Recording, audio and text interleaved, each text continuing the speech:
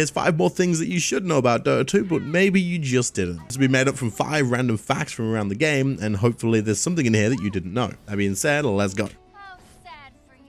First up is knowing that you can use attack modifying abilities manually to not draw aggro when using them on your enemies. A good example of this is Drow Ranger or Viper. You can use the frost arrows on Drow or Viper's poison attack, and if you press the key yourself and cast it as an actual ability, then it will not draw aggro. However, if you do actually set this to autocast by right clicking on it or by pressing Alt and the keybind and then you attack, even though it will still use the ability, it will draw aggro from the creeps. However, manually casting these in lane can make it super easy for you to harass the enemy without pulling those creep aggros. If they trade with you back by right clicking with you, then your creeps are going to attack them, but their creeps will not attack you, meaning they're going to take more damage and you won't, and you're free to completely zone the enemy without even having to worry about creep aggro. This is one of the reasons why Viper dominates his lane so freaking hard. Next up, we're going to take a look at something you can do with Morphling and a shield rune. Now, the way shield runes work is it will give you a barrier that lasts for 75 seconds,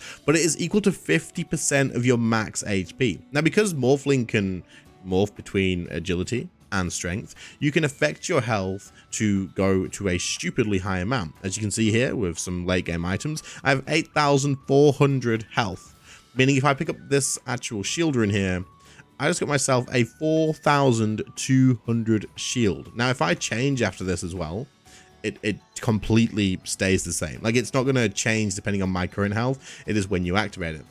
So if you are going to, in fact, pick up a shield rune with Morphling, morph all the way to strength, and then pick up the shield rune, and you will keep that rune, the complete massive amount of shield, for the full duration. No matter what you do, you now have a insanely high shield, and you can go into a fight with full agi and not really worry too much, because technically I still have like nearly 7,000 health right now, which is absolutely insane. It's that part of the video again where I do remind you guys that most of you that do watch all the videos haven't actually clicked the sub button yet. And if all of you did click the sub button, we would jump insanely quick. And also, once we hit 5k subs, I will start streaming again to see how we sort of do with numbers wise. And then while live, we'll also make some other interesting content too. And I do, of course, plan on posting a ton of videos here too, so you want to be subbed for that too. Anyway, let's get back to the video. Next up, we're going to talk about the blinks with certain heroes, for example, with Quap and with Anti-Mage. Now, many of you guys probably are aware, and I've talked about it before, so if you've seen the videos, then you will be, that a blink dagger will not give you the full distance if you click past the actual indicator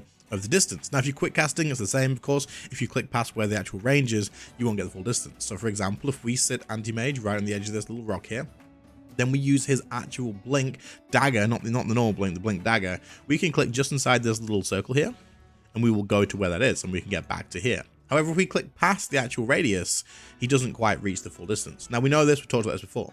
This doesn't work the same way with other blinks. So if you were someone who was using heroes with like a regular blink ability, like Queen of Pain or Anti-Mage, of course, you can just use this past the actual range and it will give you the full distance.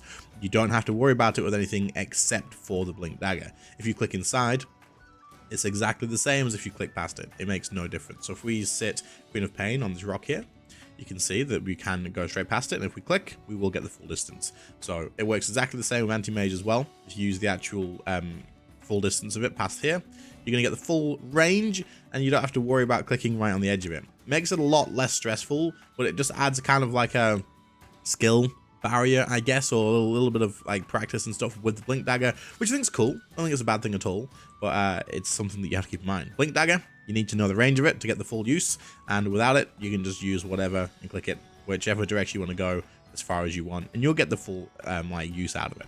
Next up is a nice, easy one that many people are going to know, but for the newer players to the game, you can actually level up your abilities and your talents without having to click on these little pluses here. What you can do is when you do level up, let's give ourselves a few levels up here, like just that many on, and then if you press control, the left control, and then the button here, so if you press left control, you see the keybinds are going to show up, and it shows that a U for the talents. If you press the actual keybind, it will level it up. So you press Q, left control and Q even, it'll level it up for you, and you get W, E, R, and then also you can press the U, and then you can pick in here. Now, if you're a higher level and you actually have access to your talents, what you can do is you can then press number 1 or number 2 to level these up. So you press Control U to open this up, and then you press number 1 and you press number 2, and it'll give you that as well. And if you wanted stats, then you'd press number 3. But this is just a nice, easy way to level things up in the middle of like combat or anything like that. If you're doing a team fight and all that sort of stuff, you can just press Control and the ability, and it'll do it for you. You can see Quap's walking with me because I'm using the unified controls, which is another little bonus tip. If you control and then use an action, it'll do everything. I didn't realize it was going to do that for Quap though. But yeah, so if you use Control and then you keybind, you can level up nice and easy. Saves you a little bit of time in fights if you need to level up. You don't want to, like, in the middle of a fight, be like thinking, oh, well, I've got an ability, so I could be using this and it's gonna be stronger, and then you click in this, and then you're like, okay, you gotta click down here. You can just press the actual keybind and immediately use it, then you can use some whatever you need to do to take advantage of it. But yeah, there you go. Our final tip comes from a viewer. Your screenshot will be on screen of the comments, so thank you very much. And if anyone else has one, drop it down below and I'll use you in the next one. But did you know that if you are defending high ground or defending a tower, you can actually buff this with a couple of items? Now, if you use a Pipe of Insight, it will give the Pipe of Insight buff to everything around you, including the tower and including the couriers. This can be useful for the tower because you might be thinking, but wait a second. The tower taking magic damage, things like Jakiro's Dragon Breath, for example, is definitely something. Leave Queen of Pain over there, please, anti-mage. It will definitely something that will deal a lot of damage to your tower. So if you use this when Jakiro's uses like Dragon Breath thing, Liquid Fire, whatever it's called, you'll be able to reduce quite a bit of damage to the actual tower, making it last a bit longer during high ground defense.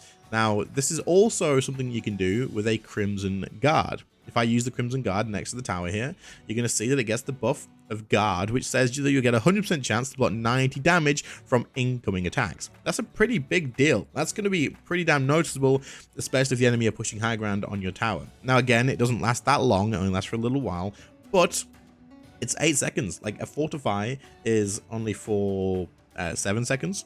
But, I mean, getting this on your tower, it has a little bit of a cooldown, so we can't see it again. But having that there is going to reduce the damage just a little bit, and it's just going to be something that helps you defend that high ground a little bit more. So, again, thank you so much for this comment. I appreciate it. And if you have any more, drop them in the comments. But that's our last one for this one.